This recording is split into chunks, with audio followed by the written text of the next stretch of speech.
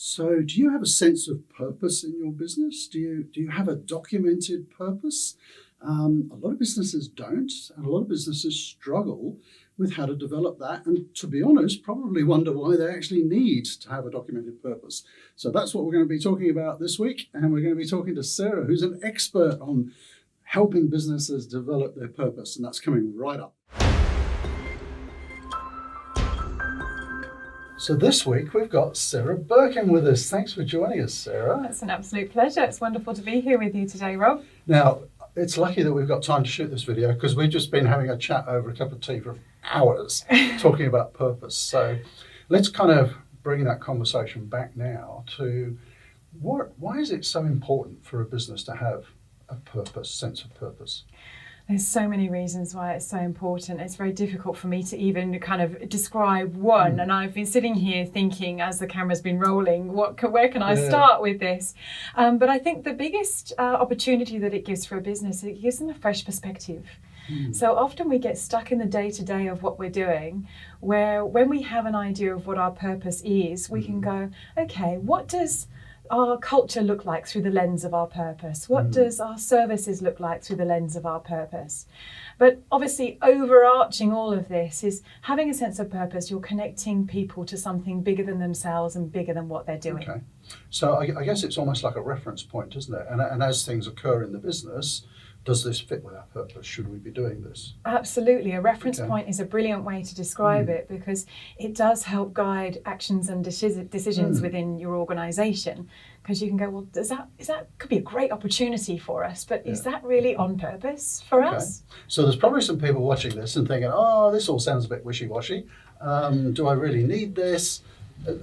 Maybe give us an example of a company that has a really clear purpose and one that doesn't, and how does that manifest itself? Oh gosh, well, a company with a real clear purpose, I guess one that you could put up as a poster child would be Patagonia. Okay. Very clear purpose. Are you familiar with the brand? And I use some of their products. Yeah, so great. So they're all about creating products that are really good quality and they're going to last a long time, while minimizing the harm to the environment that they create. So they have a lot of these programs such as Worn Wear, where you can go and get your Patagonia goods repaired so that you don't have to replace them. And it was actually Yvon Chouinard. He was a climber and he's written a book about this. It was meant to be an internal reference point for their organisation around their purpose. But it's become a very successful business book. And if you want to read it, it's called Let My People Go Surfing. Let My People Go Surfing. Yeah. Okay, well, maybe put a link below so you can... Yeah, it's a fantastic book. And he talks about the philosophy of their purpose going all the way through their leadership and how they manage their business, how they design and how they make decisions within their organisation.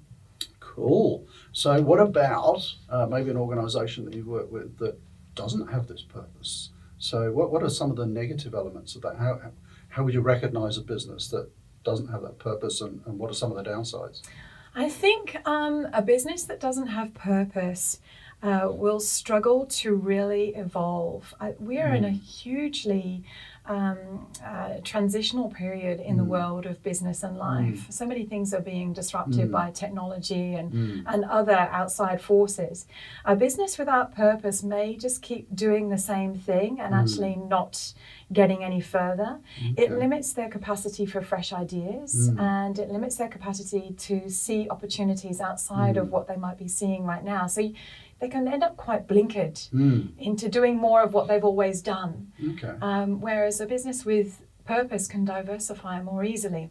So I don't think I'd like to actually put out there, well, here's an organisation with no purpose. I have to be really careful about that.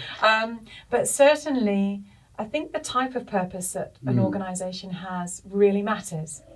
So you can have an organisation that has purpose, but the purpose is quite ambiguous and fluffy. Maybe one that customers and staff and things don't really connect with. That's the biggest challenge.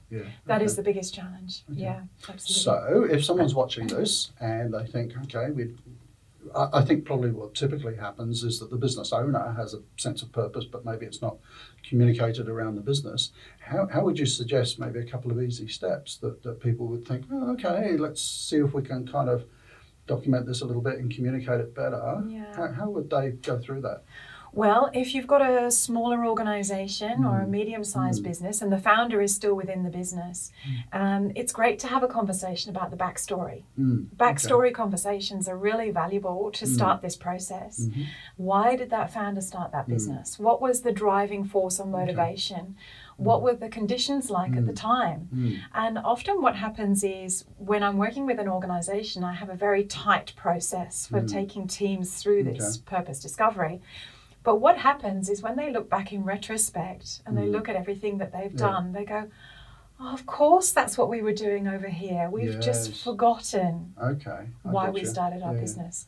So go back to your founder and ask them, you know, why did we start this business? What was happening and what change did we want to create in the world? Okay. And maybe share with us, not mentioning those sort of company names or anything, but maybe a company that you've worked with where there wasn't really that sense of purpose, and then you took them through this process, and then there was. What was the before and after like? Gosh, let me think to an organisation that would be a good one to share. Let's see. Okay, I worked with a medium-sized accounting firm last year, and the founders had been at a fairly large accounting firm independently of each other previously, and they were very frustrated because they were just seen as accountants. And what they were doing was something quite special, and they were really struggling to articulate that. And they were really struggling to articulate it for the people that they were bringing into their business. They were like, we're different. We need you to see that we're different. So there was like this frustration. That's hard with new people. Really frustrating. And also with their clients as well. So we went through this process, and it just turns out that, okay, yes, they're chartered accountants. They focus on tax and they do superannuation and wealth management and things like that. But I suspect that's what they do, but it's not why they do it. It's not why they do it, no. Their why was something completely different. So when I went in to start working with this business, they are the only accountancy firm that I saw with a huge wall painted as a whiteboard wall. I think I know this company. What do you use that for? And they were like, well, we want to show people through the journey, and we want to understand where they are in their life and their business. And so this isn't really about your tax or your wealth management or your exit strategy. It's about understanding your life in the context of your business. So rather than saying we're chartered accountants, they were going out and now talking about, we help you bring your ambitions to life. Nice. Yeah. Nice. So whatever your ambitions are, wherever your tolerance for risk is, whatever your goals are, we're not going to judge you on any of those. We're not going to tell you that you should be doing this or you should be doing that or you should be putting your prices up. We're going to be telling you what you need in order to tailor make what you want to achieve for yourself in your business and your family and the families within your business. Great. Okay, so let's kind of wrap this together with a bit of a summary, maybe. So, because there's going to be some cynics watching this who are going, oh, you know, this warm and fuzzy purpose stuff. So for the cynics, what's the bottom line? You know, if we go through this process and we get everybody engaged and we get a sense of purpose, you know, what's the benefit? Is it going to hit the top line? Is it going to improve morale in the business? What's it going to do? Okay, so it does very much depend on the kind of purpose that you have. I am a skeptic myself, and I am very, very determined to make sure that this purpose statement that clients get when they work with me is not wishy-washy, it's not a marketing statement, and it's not a tagline. Whatever your purpose is, it needs to be meaningful, inspirational, and actionable, because if it isn't, there's no point having it. So really, for the skeptics out there, if you've got any kind of ambiguity in your business, we need to get rid of it, because ambiguity is the killer. People talk about culture ate strategy for breakfast, but actually ambiguity killed both of them before you even began. That's interesting. Okay, so for the skeptics out there, maybe start with getting rid of the ambiguity in your business, and then you can start to tap into purpose that's actually meaningful and motivating. Now, in my experience, without doing anything else, there's probably a 20 to 30% increase in business success. Okay. Pay attention. Pay attention. 20 to 30% increase in business success where you need it most, whether it's across your culture, your perception, your offer, your service, your delivery, that you can unlock when you actually uncover purpose that is meaningful and motivating and actionable. There you have it. What a great summary. Sarah, will you come and work with us on our purpose? I would love to. I would love to. We kind of think we have a sense of purpose, but in the conversations that we've had, I think we can really improve on it. So Yeah, do you know, you do have a sense of purpose. It's about getting rid of the ambiguity in it. That's all that you need to do. yeah, and the on some things there is no ambiguity. I mean, it's interesting. One of our consultants came to me the other day and said, "Oh, we've had an inquiry from this company to do some work," and I looked at what the company's doing and I said, "You're kidding. We can't work with a company like that because of what they do." And I'm not talking big tobacco or that sort of thing. No. But it was probably one that the guy just hadn't thought about. I thought, no, I don't want to be a part of that. Yeah. And I go, oh, yeah, of course. Yeah, that's I get right. it. Sorry for bringing it up. Yeah. So It's interesting, so isn't it? it actually gives a really good focus to the business. Kind of, we know this is what we do, and we don't do that. That's right. What are you prepared to do for money, almost? Yes, absolutely.